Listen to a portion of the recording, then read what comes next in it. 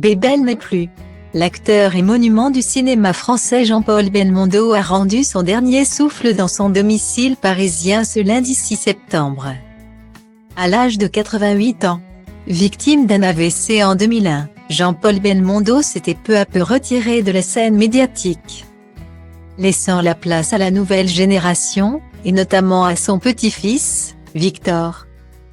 Mais pour autant, le comédien restait dans le cœur de tous les Français, tant il avait marqué le cinéma hexagonal de ses rôles.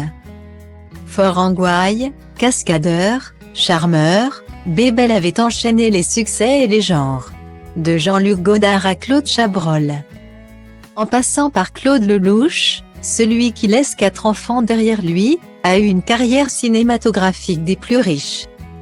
En ce lundi 6 septembre, c'est à son avocat et ami depuis plus de 30 ans, Michel Godest, qu'est revenue la lourde tâche d'annoncer sa disparition. Très fatigué depuis quelque temps, il s'est éteint tranquillement à son domicile parisien, a annoncé l'homme de loi à l'AFP. Joint au téléphone par BFM TV, Michel Godest a évoqué les derniers instants de son ami. Point avant que sa voix ne s'étouffe dans les sanglots. Je le voyais régulièrement, avec toute sa famille. Il était devenu très faible, a expliqué Michel Godest sur l'antenne de la chaîne d'information. Celui qui se définit comme plus que son avocat mais comme un ami proche, explique que la disparition de l'acteur laisse un vide terrible. Ils avaient noué une relation particulière et forte.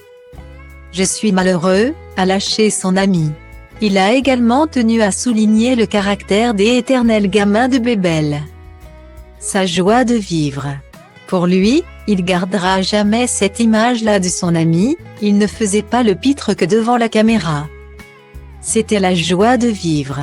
Et c'est en évoquant cet aspect farceur, fanfaron et gapin de Jean-Paul Belmondo que Michel Godest n'a pu retenir ses larmes.